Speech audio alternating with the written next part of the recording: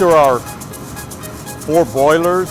3 of them are 700 horsepower, and this particular one is 500 horsepower. And the boilers are used to provide steam for the hospital, for heating, and for sterilization. These boilers are fire tube boilers. The heat from the flame travels through the boiler, making 4 passes through the fire tubes and out the vent stack. When it's doing this, the boiler is a vessel filled with water, so it's heating up that water and turning it into 70 psi steam.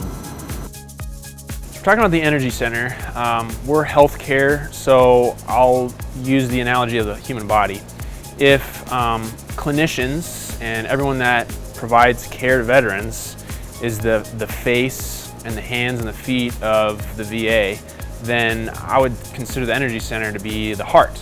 It's where energy is produced or pumped and then distributed throughout the hospital.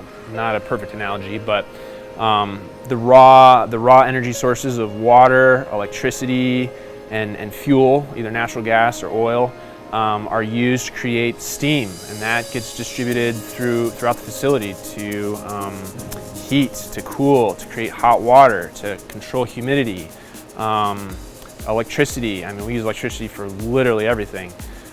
Cooling, so that's all produced there.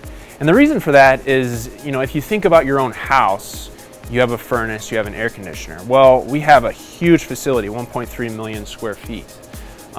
You would need thousands upon thousands of furnaces and air conditioners. That's just not practical. So if you combine your ability to produce cooling and steam into one central location, you gain some efficiencies there. It's in one place, you can monitor it there, and then you distribute that to all the various places that you need it to go. What we're looking at here is our main distribution center for the entire facility. We come in at 40,000 volts from Detroit Edison, and that gets transformed down to 13,200 volts here at this switchgear that you're looking at.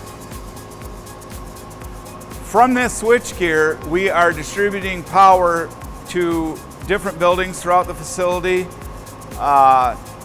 Basically, these switches right here provide power to every outlet, and every light switch, anything that you use power for, comes from this point right here.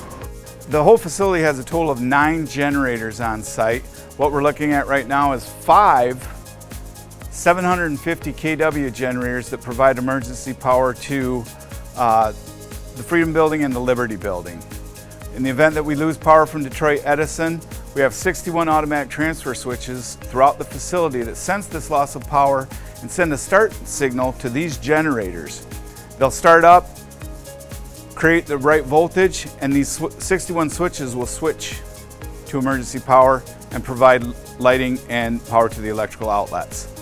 Return of normal power from Detroit Edison, we want it to be stable, so the switches will run for 30 more minutes, and if there are no power events in that 30 minutes, the switches will all flip back to normal power and we continue our normal everyday tasks. This is a 1,500 kW generator. We nickname it Big Bertha. This generator provides power to the old facility, the Liberty Building. And a generator similar to this was built with the original building and provide complete backup power to that whole building at that one time. That's all been moved in the renovation of the ER and other buildings, and we've added this newer generator to cover that.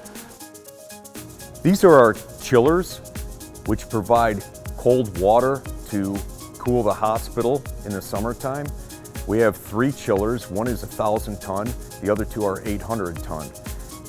They create chilled water, which is piped over to the hospital and goes to the air handlers through coils, and the air rushing through there is cooled. There are also smaller units throughout the hospital in specialized areas that are used to provide cooling for them areas.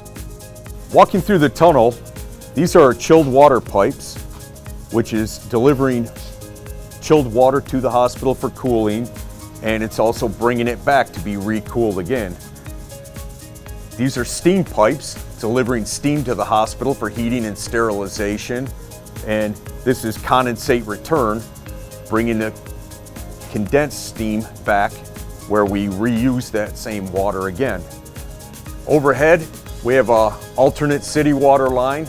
We have conduit for power going to the hospital. And we have our fuel oil piping up above, which is our backup fuel for our boilers. All of it runs through the tunnel. Power plant is so important because without it, you don't have electricity in your outlet, you don't have a conditioned space in your office. You know, some of these things that, you know, even I, who work in this field, can take for granted. Without these essentials and their redundancies, you don't have an environment of care suitable to care for veterans.